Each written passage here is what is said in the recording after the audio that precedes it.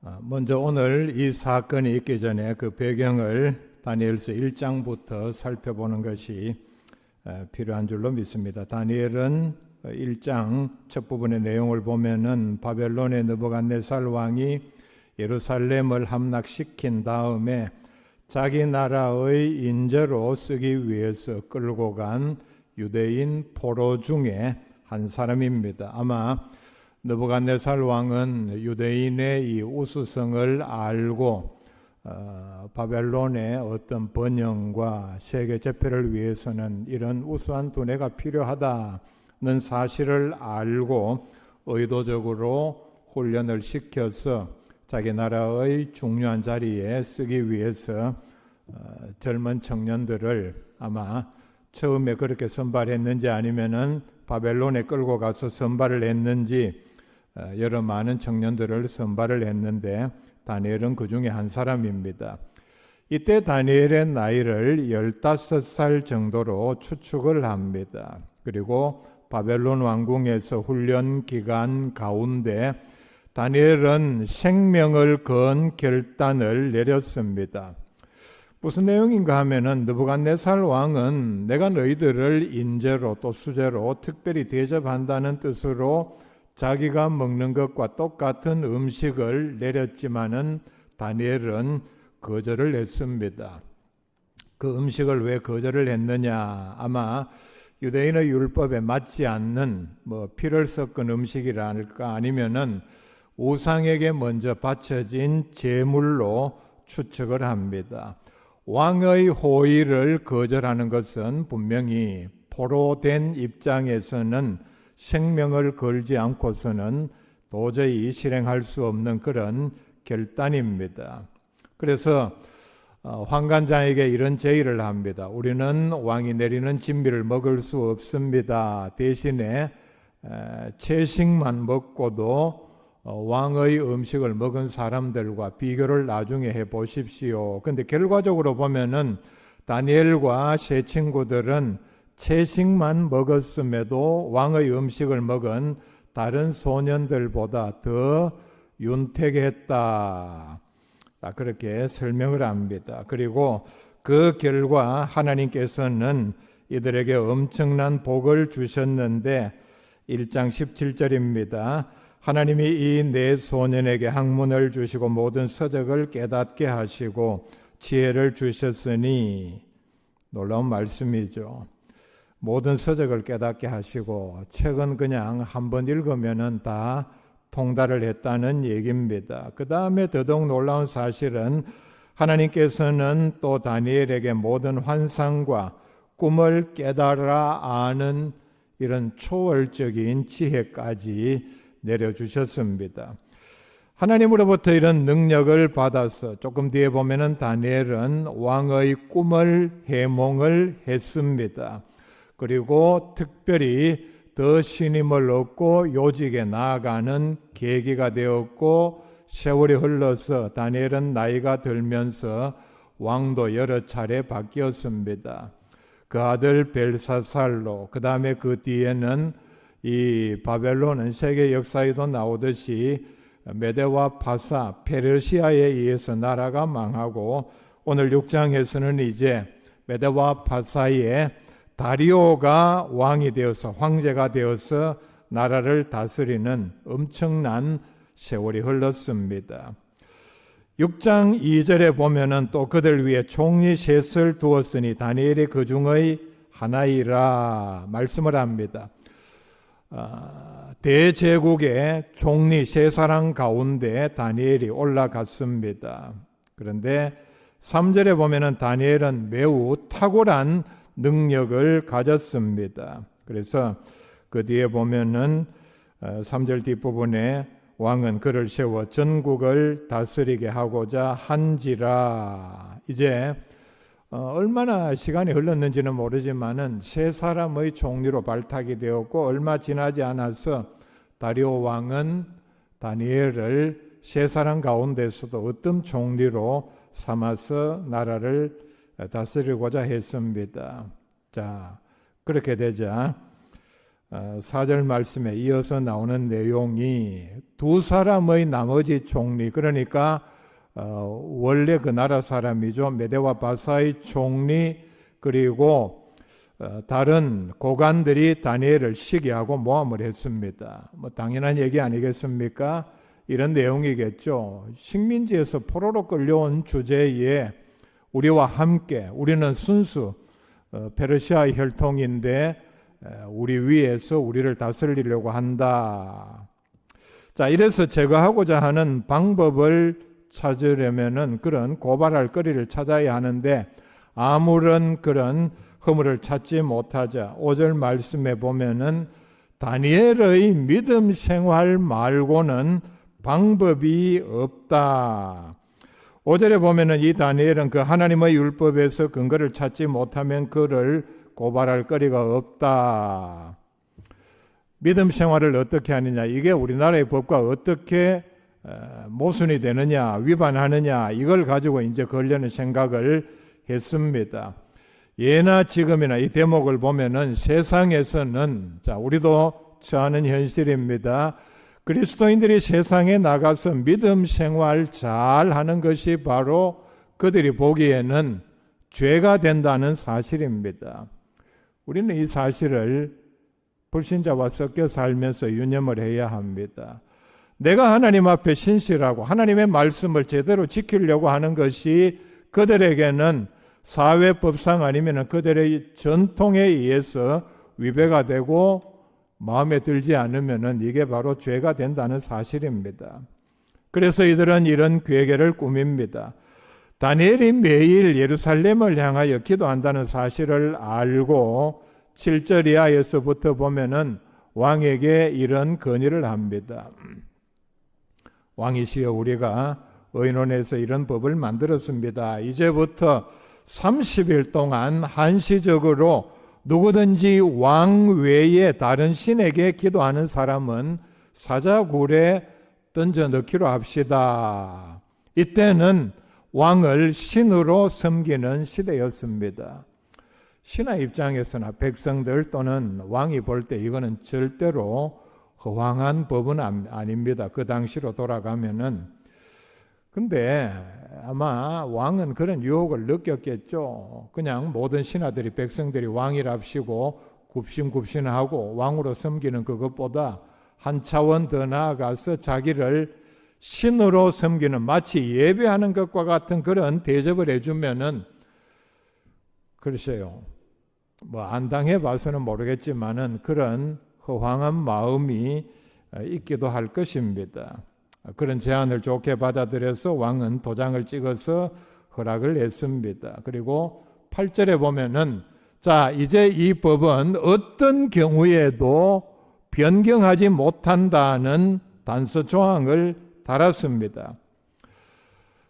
놀라운 사실은 다니엘은 이 사실을 알고도, 자, 10절 말씀 봅시다.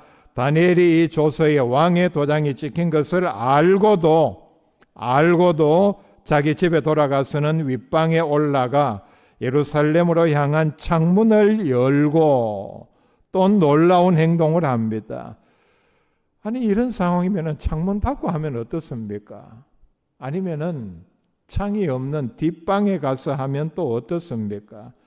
창문을 열고 전에 하던 대로, 이때는 전에 하던 대로 할 때가 아니죠. 전에는 어떻게 했는지 모르지만 그렇게 했다 할지라도 30일 동안만이라도 조금 자제를 하든지, 자, 우리들의 생각입니다. 하루 3번씩 무릎을 꿇고 기도하며 거의 하나님께 감사하였더라. 자, 이것도 우리가 이해할 수 없는 대목입니다. 이 상황에서 감사가 나오겠습니까? 도무지 감사할 수 없는 상황입니다. 이렇게 기도해야 정상이겠죠. 아니, 하나님, 내가 신실하게 믿음을 지키려고 했는데 이런 상황에서 내가 기도하다가 발각이 되면 사자밥이 되는데 하나님을 원망해도 시원찮은 상황입니다. 내가 믿음을 지킨 결과가 이렇게 사자밥이 되는 겁니까? 이렇게 한탄해야 하는데 오히려 감사를 드렸다. 말씀을 합니다.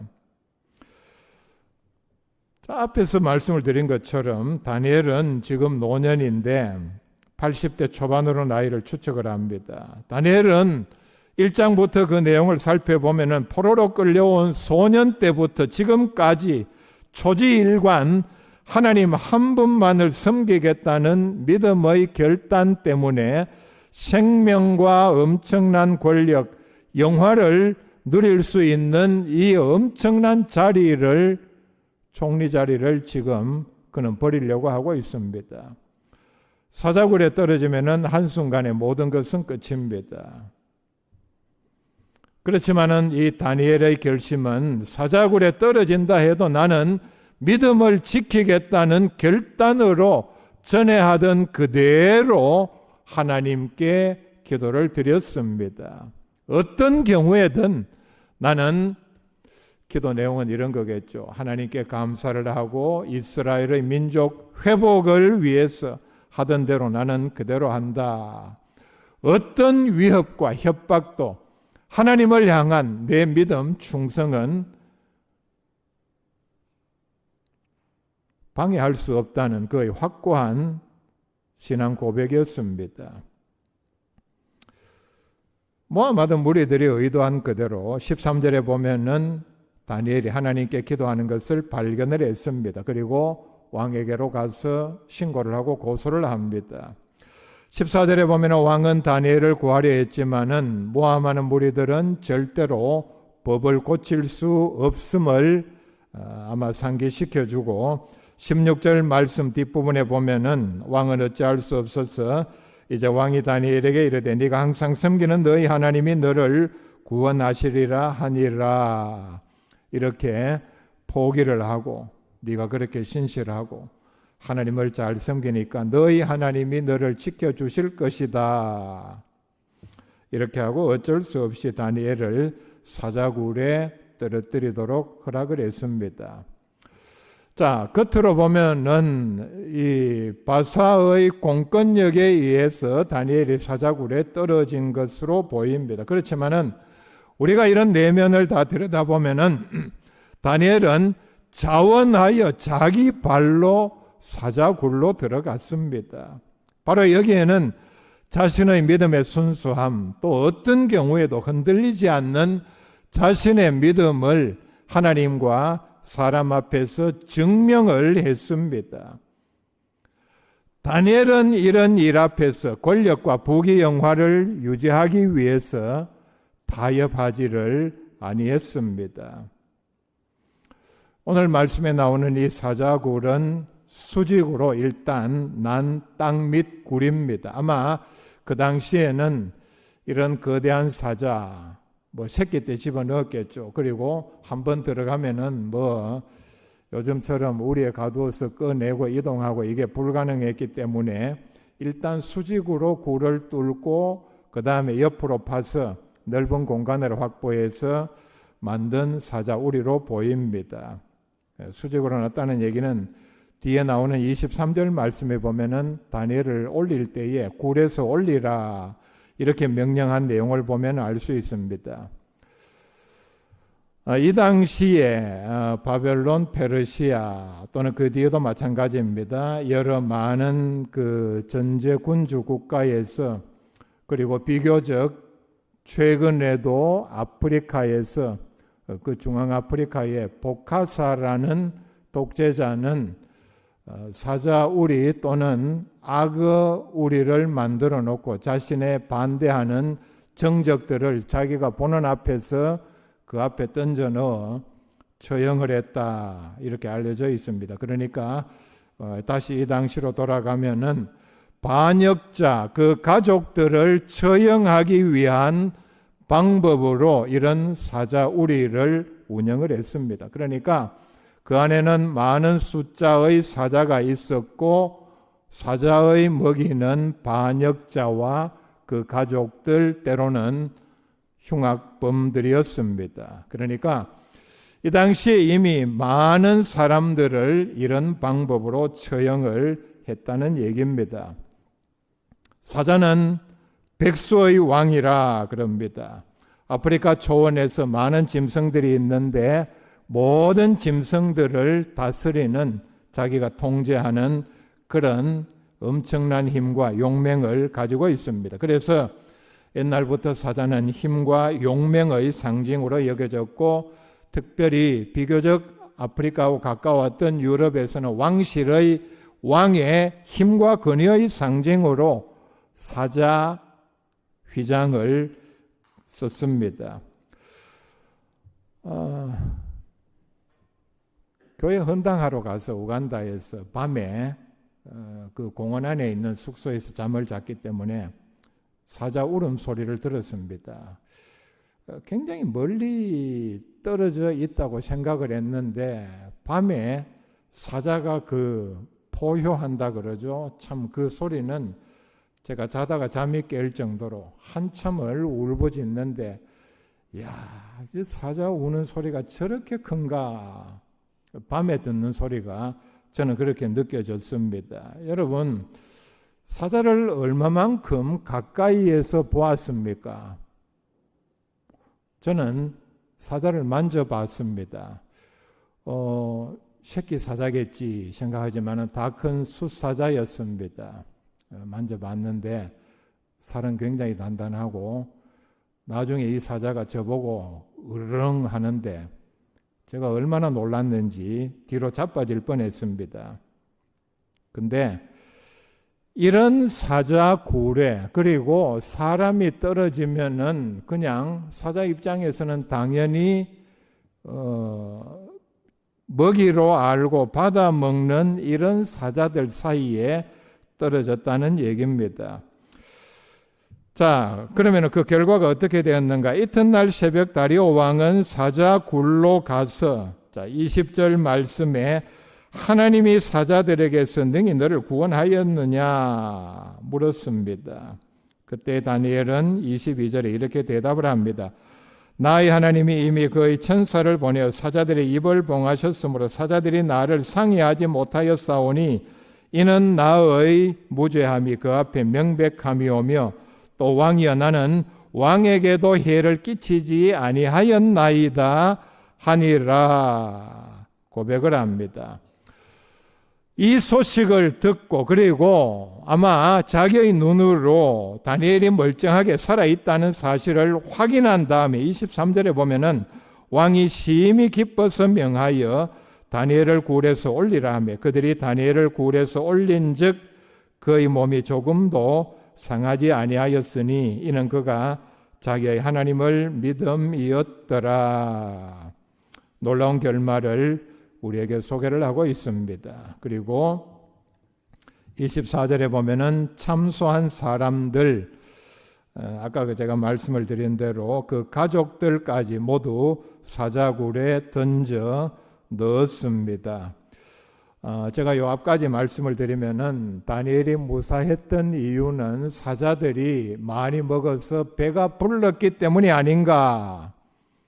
사자는 그렇다고 합니다. 배가 부르면은 다음 먹이를 먹을 때까지는 사냥을 하지 않습니다.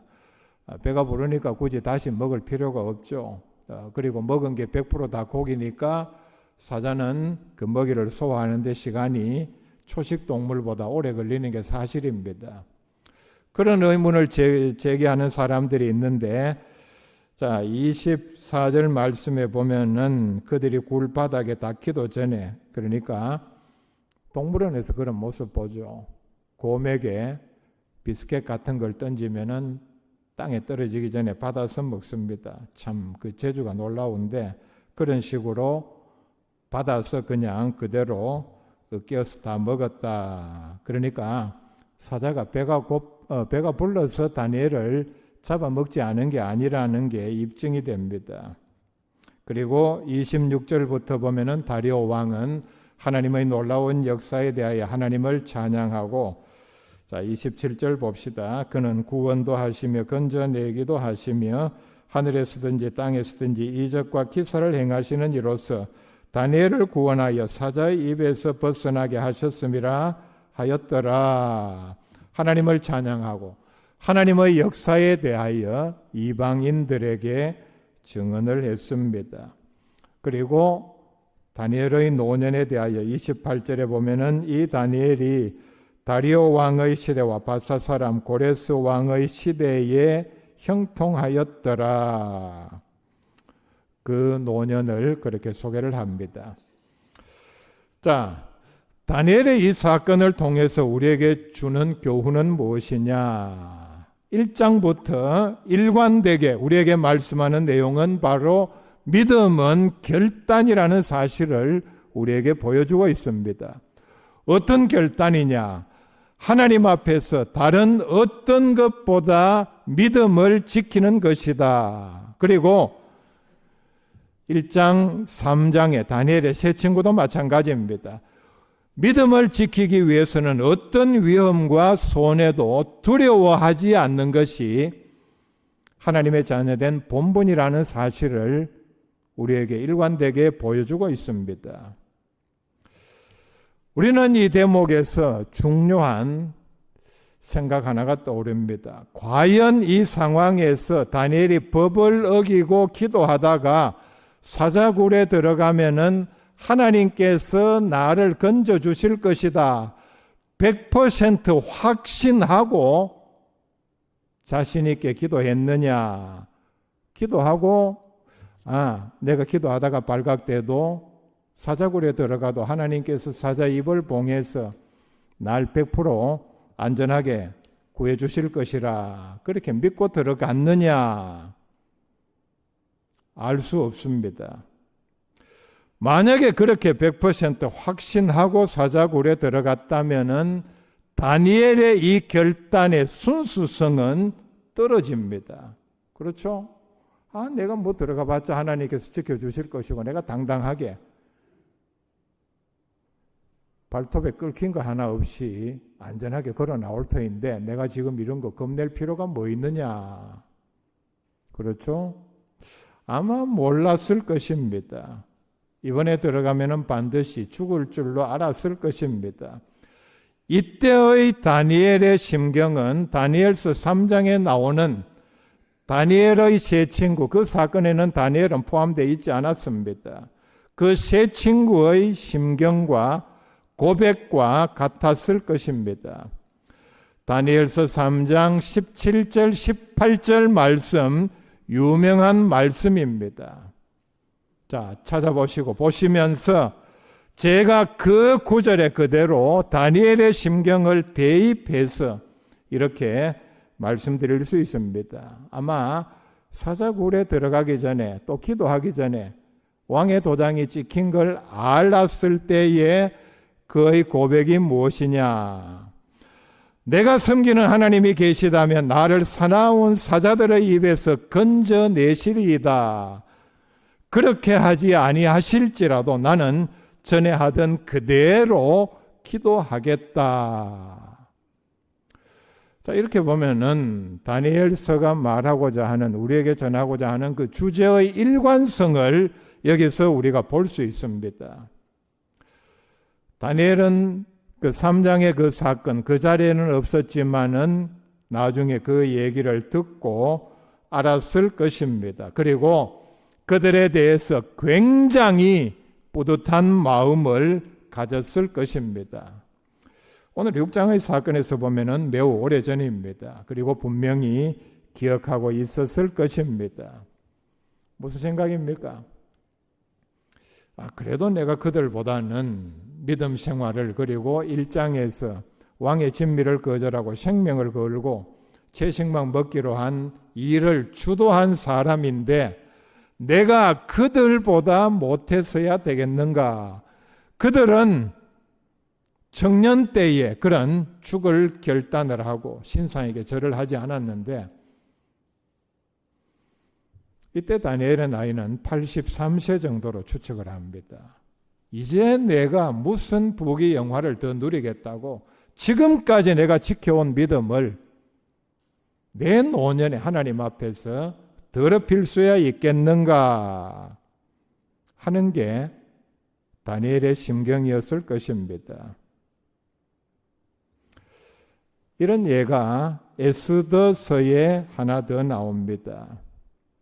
몰살 위기의 이스라엘 민족을 구원하기 위하여 페르시아의 규례를 어기고 왕의 허락 없이 나아가는, 그러니까 왕이 금호를 내밀어 내가 너를 영접한다는 표식을 하지 않으면 바로 죽이게 되어 있는 게 그 당시의 법입니다. 도무지 이해할 수 없지만은, 자, 이런 결단과 용기로 나아가는 에스더의 결단이 뭡니까? 유명한 말이죠. 내가 죽으면 죽으리이다. 다니엘의 심경이 이와 같았을 것입니다. 그래서 다니엘이 100% 하나님께서 나를 건져주신다는 확신 없이 모르고 나아간 것이 타당해 보입니다. 그래야만 다니엘의 믿음이 더 순수해 보이기 때문입니다. 제가 이 말씀을 준비하면서 정말 중요한 거는 천국 가서 다니엘에게 물어봐야 알겠죠. 사도행전 12장에 보면은 헤롯이 먼저 예수님의 제자 야고보를 죽였습니다. 야고보는 헤롯의 칼에 의해서 순교를 당했습니다. 그런데 며칠을 사이에 두고 베드로는 사행 집행 전날 밤에 하나님께서 천사를 동원해서 석방을 시켰습니다. 자, 그렇다면 우리에게 이런 의문이 듭니다. 왜 하나님께서는 야고보는 헤롯의 칼에 죽게 하시고 베드로는 천사를 동원해서 살리셨나? 똑같은 감옥에서, 헤롯의 손에서. 그러면은 야고보는 죄가 많고 부족해서, 베드로는 그렇지 않고 위대해서? 그게 아니죠. 하나님께서는 야고보도 얼마든지 살릴 수 있었지만은 그렇게 하지 않았습니다. 이건 어디까지나 하나님의 절대 주권입니다. 우리의 믿음으로 이해할 수 없는 영역이라는 얘기입니다. 하나님께서 이런 경우에 또 다른 많은 또 비슷한 경우에 어떻게 하시는가?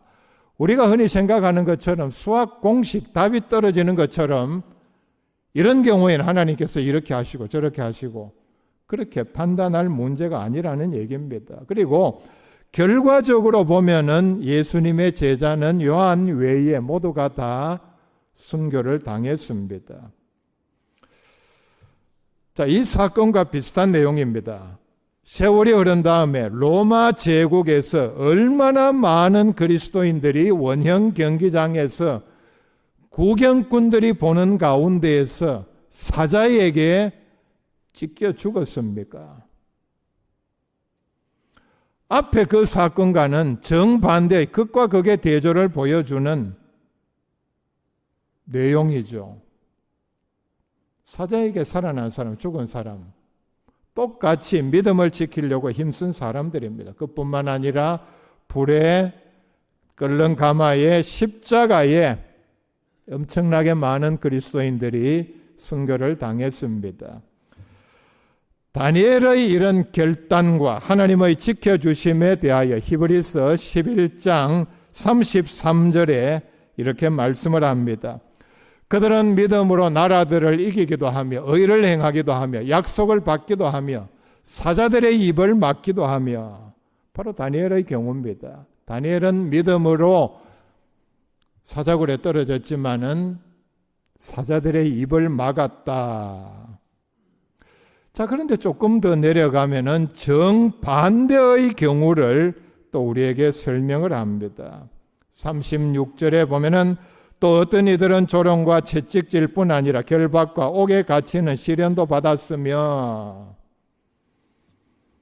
또 놀라운 내용은 37절입니다. 또 어떤 믿음을 지키기로 힘쓴 사람들은 돌로 치는 것과, 돌로 쳤으니까 다 돌에 맞아 죽었다는 얘기입니다. 톱으로 켜는 것과, 톱으로 켜서 사람을 죽였습니다. 시험과 칼로 죽임을 당하고, 어떤 사람들은 이렇게 비참하게 돌에, 톱에, 칼에 죽임을 그대로 다 당했습니다. 박해를 받고 죽었다는 얘기입니다. 다니엘은 믿음을 지키는 일에 하나님 앞에 조건을 내걸지 않았습니다. 세상 중요한 일에도 조건을 걸지 않습니다. 나라를 지키는 일에 독립운동하다가 일제에 목숨을 바친 사람들, 나라를 위해서 죽은 사람들, 6.25 전쟁에 나가서 자기 생명을 바친 사람들, 죽기 전에 국가에 무슨 조건을 걸었습니까? 내가 나라 위해서 목숨 바칠 테니까 내 죽은 다음에 어떻게 해 주시오? 거의 없습니다. 순교자들 순교 직전에 하나님께 내가 순교할 테니까 하나님 내 죽고 난 다음에 내 후손들 어떻게 해 주시오? 그런 예 없습니다. 부모가 자녀를 위하여 희생을 하면서 여러분 조건을 내 겁니까? 내가 너 위해서 이렇게 하고 남들이 못하는 적어도 교육비만 10억을 들여서 교육시켜 줄 테니까 넌 대신에 나한테 이렇게 하라. 요즘 보면은 뭐 그런 얘기들이 들리기도 합니다만은 정상적인 부모와 자녀 관계는 아닙니다. 정말 중요한 일에 숭고한 사랑과 희생에 충성에 조건을 걸지 않는다는 얘기입니다. 오늘날 그리스도인마저도 너무나 쉽게 죄와 세상과 타협을 하는 때입니다. 그리스도인이라고 하면서 공부, 직장, 돈 같은 육신적인 일에는 어떤 경우에도 포기하지 않으면서 믿음을 지키는 일에 충성하는 일은 매우 쉽게 포기하고 물러서지는 않는지 돌아봐야 합니다. 다니엘은 소년 때에 생명을 걸고 믿음을 지키기로 결단을 했습니다. 그리고 그 이후에 육신의 어떤 유익을 얻기 위하여 믿음을 버리지를 아니했습니다. 하나님의 신실하심을 배반하지 않았다는 얘기입니다. 사람의 뜻을 따르느냐 하나님을 기쁘시게 하느냐 사이에서 단호하게 하나님을 기쁘시게 하는 일을 선택을 했습니다. 다니엘의 믿음과 결단을 본받는 복된 성도들 다 될 수 있기를 바랍니다.